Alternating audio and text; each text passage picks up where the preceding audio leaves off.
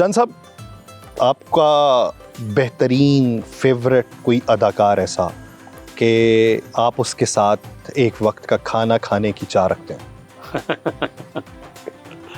मैं इतना ज़्यादा फिल्में देखते नहीं हूँ, लेकिन मुझे जो पुराने अदाकार थे ना जी, अमिताभ बच्चन, दिलीप कुमार, उनकी मैंने फिल्में बहुत देखी। उनका क्या स्टाइल पसंद था? मुझे डायलॉग और उनकी चीज़ें, और उसके बाद अब हेमा मालिनी, माधुरी थी, ये अच्छे अदाकार थे। पाकिस्तान के भी शबनम या उसके बाबरा शरीफ, उसको तो फिल्में देखी हैं। उसके बाद आप तो सच्ची कहा 20 जब से सियासत में हैं, कोई ना फिल्म देखी है ना ड्रामे देखे हैं। अच्छा, 25 साल से मेरा ख्याल में बहुत कम फिल्में देखी। चंद साहब, आपको मालूम पड़े कि कोई एक डेलीगेशन आया जिसमें आपकी पसंदीदा अदाकारा भी मौजूद है और आप उन्हें घर पे खाने की दावत देना चाहते हो, इस बुनियाद के ऊपर भी भाभी कुछ नहीं कहेंगी? नहीं, मैं अगर दूंगा तो भाभी उसकी तो मेहरबानी करेंगी। अच्छा। हमारे घर में ऐसा इतना शक व शुबे वाला माहौल नहीं है। तो वो पसंदीदा अदाकारा कौन सी होंगी? जो भी आ जाएंगी, जो अगर कोई इनवाइट जो भी आ जाएगी, जो इनवाइट करेंगे हम तो पसंदीदा। देखे, मैं समझता हूँ कि शो बिजनेस के लोग हैं, इनकी इज्जत करनी चाहिए। आपको तफरीह मुहैया करते हैं, आपको एक अच्छी एंटरटेनमेंट देते हैं, तो मैं तो इज्जत की निगाह से सबको देखता हूँ। और शहजाद रॉय है ना, वो कहते हैं कि मैं एक जगह पे सिंगिंग के लिए इनवाइट था, तो मैं वहाँ पे गया और वहाँ से मैं एक साइड पे था, तो वो चौधरी साहब ने इनवाइट किया हुआ था। चौधरी साहब ने क्या है कि रोटी लाओ। तो कहते हैं कि इस तरह के अलकाबात से पीछे से नवाजा जाता है। वो जालत है, मैं समझता हूँ ऐसी बात नहीं करनी चाहिए। चंद साहब का कोई बेहतरीन सिंगर तो देखे, मैं नुसरत फतेह अली खान मुझे बहुत, आपदा परवीन बड़ी पसंद है, लता, अच्छा, ये तीनों मुझे बड़े पसंद है। तो गुनगुनाते हैं खुद कभी फारिग औकात? कभी जब मतलब बिल्कुल पुरसुकून और खुश हो। सर थोड़ा सा पुरसुकून हो, थोड़ा सा पुरसुकून हो। महंगाई में पुरसुकूनियत कहाँ होती है? सर आपको महंगाई से क्या करें सर? लोग रो रहे हो, देखें, ये कहना कि अगर आपके दिल में दर्द है ना, तो आप ये कहें कि आपको कुछ नहीं होता, फिर आप इंसान नहीं है। चलेगा सर, कोई दर्द भरा, फिर कोई इंसान नहीं है सर। कोई दर्द भरा कोई गीत जिसके दो बोल जरा कहते हैं कि दुनिया में इतना गम है, मेरा गम कितना कम है। लोगों का गम देखा तो अपना गम भूल गया। तो शायरी का शौक भी है सर, पढ़ने का? शायरी पढ़ने का शौक है। किसको पढ़ता है? यार मैं फैज साहब को भी पढ़ता हूँ, गालिब को भी पढ़ा है, इकबाल को भी पढ़ता रहता हूँ। पंजाबी का कोई अच्छा शायर आपको लगता हो? पंजाबी में बोलता हूँ, लेकिन पंजाबी के शेर मुझे याद नहीं रहते। मैंने वैसे उस्ताद दामन को पढ़ा है। अच्छा, शाकिर शुजा आबादी को भी पढ़ा? शुजा आबादी को भी। तो उर्दू का कोई ऐसा शेर, कोई ऐसा कता, कोई ऐसी गज़ल जो आपके जहन खाने में बरस हा बरस से कैद हो और मुख्तलिफ सूरतों में, जैसे अक्सर औकात शहबाज शरीफ साहब को देखें तो हर जलसे में उनकी तकरीर के अंदर कोई एक आधी शेर जो है वो मुसलसल आता रहता है? मैं वो मुसलसल शेर एक ही पढ़ता हूँ। दो शेर मैं अमूमन पढ़ता हूँ जो मुझे बचपन से याद है।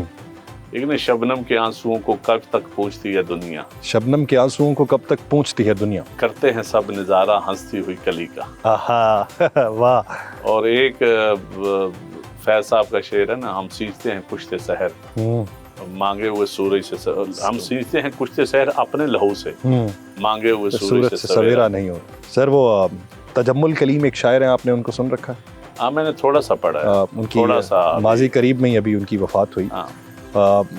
सिर्फ आपके ज़रा ज़ौक़ की नज़र एक गज़ल उनकी करता हूँ।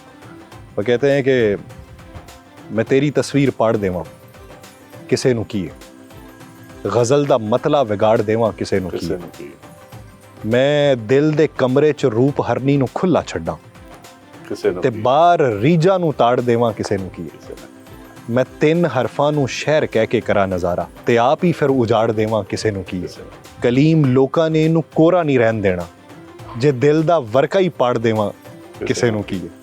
तो सर क्या पैगाम देना चाहते हैं नई नस्ल को, वो नस्ल जिसे सियासत से खाइफ और सियासत की जुनूनी भी कहा जाता है, दोनों सूरतों में? देखिए जी, एक तो मैं सोशल मीडिया पे जो स्पेशली मैं समझता हूँ कि जो गाली गलोच करने वाले लोग हैं, खा किसी भी जमात से उनका तल्लक, प्लीज़ उनके साथ आप सोशली बाइकाट करें और उनको फॉलो ना किया करें। जो आपको माँ बहन की गाली देते हैं, बेहूदगी करते हैं, मैंने रिसेंटली देखा है कि बड़े बड़े बेहुदा लोगों से VIP लोग मिल रहे होते हैं। सच्ची बात है, मुझे बड़ा दुख होता है। कि एक बंदा सोशल मीडिया पे बेहूदगी फैला रहा हो, गाली गलोच दे रहा हो, हाँ किसी भी पार्टी को, तो मैं तो उससे अवॉइड करूंगा। और मैं नौजवान नस्ल को भी कहता हूं कि तहजीब का दामन न छोड़ें। अगर आप समझते हैं कि इस मुल्क में आपने डेमोक्रेसी को या रूल ऑफ लॉ को या इंसाफ का बोलबाला करना है, अदल की तरफ आपने जाना है, तो आपको आइडियल होना पड़ेगा, आपको आइडियलिज्म की तरफ जाना पड़ेगा और आपको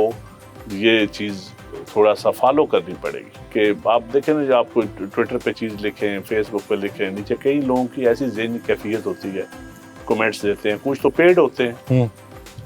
सर इसका अंदाज़ा कैसे होता है कि पेड होता है? हमारे यहाँ अक्सर मुखालिफ जो है सोच रखने वाले को पेड कंटेंट नहीं, मैं पेड का अंदाज़ा देखें जी, कुछ लोग हैं आप वो एक मखसूस जमात के होते हैं और उन्होंने गलत सही अपनी जमात को या अपने लाइक माइंडेड लोगों को उन्होंने तारीफ़ें करनी होती है, दूसरों को माँ बहन की गाली देनी होती है। वो पता चलता है, उसका वेस्टेड इंटरेस्ट होता है उसमें, मुफ्त में कोई नहीं इतना करता होता।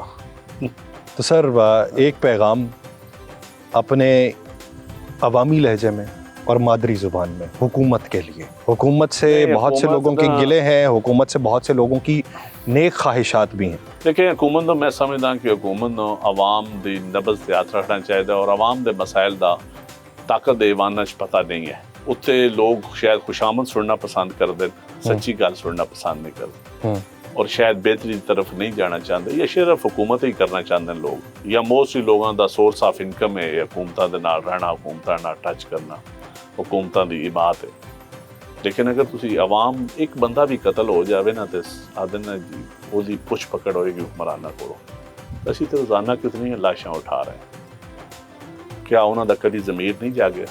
असी बलोचिस्तान चो कितनी लाशां उठाने, असी KPK पंजाब चो कभी पंजाबी मजदूर नूं मार दिता जाता है, कभी कुछ हो रहा है। ये कदों तक असी ये करते रहेंगे और इसका कौन जवाब दे?